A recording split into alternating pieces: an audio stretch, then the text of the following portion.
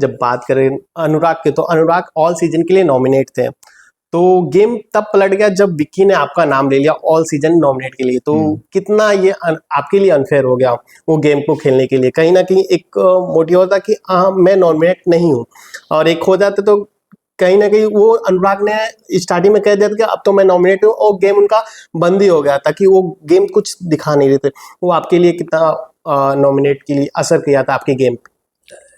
उन लोगों ने काफ़ी कोशिश की कि मुझ पे ये असर हो, लेकिन मेरे जनता मेरे साथ थी, उन्होंने मेरा साथ दिया, बहुत प्यार दिया, और 5 हफ्तों तक मैं वहाँ पर उस घर में टिका रहा अच्छी तरह से, and which I am very proud of.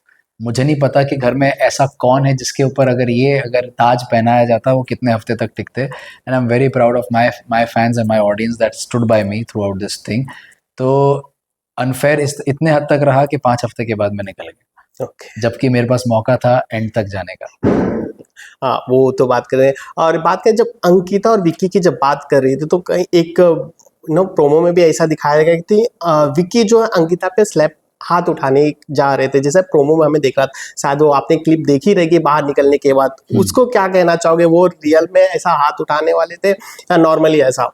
मुझे लग रहा है वो अग्रेशन था उनका, एंड हालांकि मैं उस वक्त नहीं मौजूद था वहाँ पर जो मैंने फुटेज जो देखी है वो देखकर लगता है कि he was about to take a step, एक हाथ उठाने वाला स्टेप, एंड आई थिंक ये मैं इसके सपोर्ट में नहीं हूँ।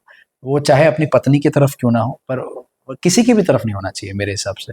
आप अगर हाथ उठाने का एक्शन कर रहे हो मतलब आप हार्म इंटेंड कर रहे हो किसी के लिए, और वो गलत है, तो I don't support that. Okay. जब बात करें अभिषेक को, तो अभिषेक स्टार्टिंग वीक में सबको पोक करते थे, जैसे लाइक तहलका का हुआ। अभी वही गेम उन पे भारी पड़ रहा है, इसको क्या कहना चाहोगे? अब अभिषेक कह रहे कि सब लोग मेरे को पोक कर रहे हैं। हाँ, तो बेसिकली फ़र्क ये है, और मैं मानता हूँ कि अभिषेक पहले पोक करता था, but the problem is and the difference is कोई उसकी मेंटल हेल्थ पे, वो किसी के मेंटल हेल्थ पे जा नहीं रहा था। आई डोंट थिंक वो मेंटल हेल्थ के लेवल पर गया था कि तू जब इसमें फ़र्क क्या है कि ईशा को पता है कि अभिषेक जब उससे ब्रेकअप हुआ था तब he was going through a treatment to get over her. वो एक मेंटल ट्रीटमेंट ले रहा है, साइकेट्रिक ट्रीटमेंट ले रहा है, और अब झगड़े में वो यूज़ कर रही है कि तू वापस जाएगा, मेंटल हॉस्पिटल जाएगा, वो ये चीज़ें बोल रही है, और वो ट्रिगर हो रहा है इन चीज़ों से। ये गलत है। तो पोक करना एक हो सकता है, अरे जाबे तू क्या कर लेगा, ये चलना हटना, तो ये मेंटल हेल्थ पे जा नहीं रहा है, ये किसी को पोक करना वो भी गलत है, ये बुलिंग में आता है, पर वो गलत है, और मैंने तभी उसका साथ नहीं दिया था। और अभी जो उसके साथ हो रहा है ये अलग लेवल पे गलत है।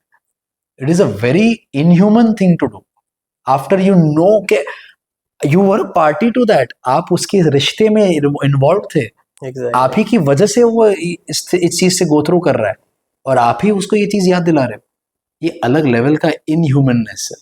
कहीं ना कहीं ये जो मुद्दा था खानजादी का भी था कि अभिषेक ने मेरे मेंटल हेल्थ को यूज किया, फोटेज के लिए मेरे को यूज करा, या तो वो सिर्फ लेके आप क्या कैसे देखते हो? खानजादी का जो मुद्दा था वो सही था अभिषेक की तरफ से? पहली बात तो खानजादी का मेंटल हेल्थ नहीं, खानजादी की health, not mental health, health. और उस पर बहुत बड़ा सवाल है जो सलमान सर ने खुद उठाया है, एग्जैक्टली। एंड उसका जवाब नहीं मिला अभी तक। वो शो से निकल चुकी हैं, अब उसका आता पता नहीं है। ये चीज़ ऑफलाइन एक बार बोली गई थी कि खानजादी ने डॉक्टर के पास गई मेडिकल रूम में, बाहर आई, उन्होंने कहा कि मुझे 3 दिन का रेस्ट बोला गया है, जबकि ऐसा कुछ डॉक्टर ने प्रिस्क्राइब नहीं किया था। और वो 3 दिन आराम से पड़ी रही, हमारे ही कमरे में थी वो, तभी दम के कमरे में। हमने ही उसको बोला तू रेस्ट कर, तुझे रेस्ट बोला है ना डॉक्टर ने, तो रेस्ट कर। बिग बॉस को आके बीच में बोलना पड़ा कि खानजादी आप झूठ मत बोलिए, आपको किसी डॉक्टर ने ऐसा नहीं बोला है, प्रिस्क्राइब नहीं किया रेस्ट करने के लिए। तो ये यहाँ पर सबसे पहला उनका झूठ पकड़ा जाता है।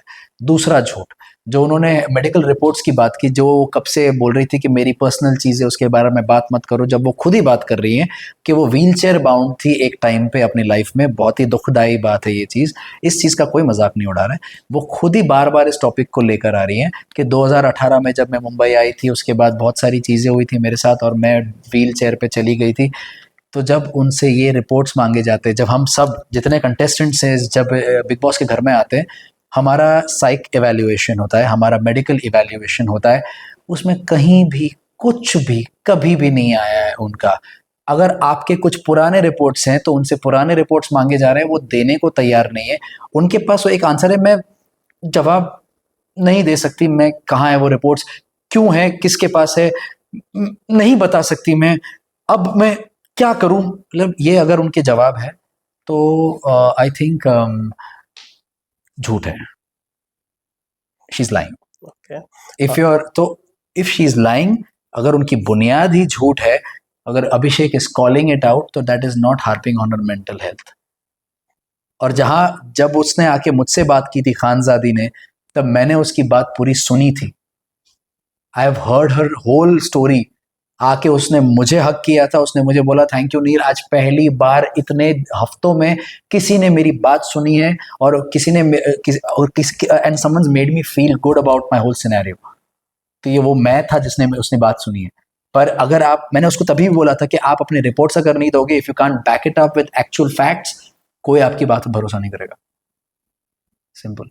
ओके अगर बात करें मुनावर की, तो मुनावर डबल फेसेस है, क्योंकि कहीं ना कहीं आयशा के जाने के बाद उनका गेम, हमें ऑडियंस को ऐसा उनका गेम थोड़ा सा डाउन लगा। आपको आप घर में रहे हो, आपको कैसा लगा उनका गेम आयशा के आने के बाद? वो थोड़े से मेंटली एंड फिजिकली बहुत वीक हो गए थे आफ्टर आयशा के, बिकॉज उनकी निजी ज़िंदगी जिस तरह से सामने रखी गई सबके, वो बहुत ही अफेक्ट कर गई उनको। तो yes, he was not actively involve in a lot of things. बहुत सारी चीज़ें ऐसी थी जिसमें वो कर नहीं पाए जो उनको करना चाहिए। तो उस हिसाब से मैं आपकी बात से सहमति रखता हूँ। ओके लास्टली में any message your fans? Thank you so much guys for all the love and support. I have really appreciated everything. हर हफ्ते जब भी मेरा नाम सेफ जोन में आ जाता था, मैं मन ही मन हमेशा आप लोग के लिए दुआ करता था कि जिन्होंने मेरे लिए स्टैंड लिया है, जिन्होंने मुझे सपोर्ट किया है, मैं बस उनके लिए हमेशा खुशहाली चाहूँगा। And you guys were the ones जिसके लिए मैं वो विश कर रहा था। So thank you so much. Thank you so much. एक लास्ट में क्वेश्चन, इफ अगर अंकिता या विक्की को ट्रॉफी मिले तो आपका रिएक्शन क्या होगा वो टाइम पे? मैंने हमेशा से यही कहा, मैं द बेस्ट पर्सन विन। तो अगर वो जीतते हैं ठीक है, उनकी good for them. Okay thank you so much. Thank you.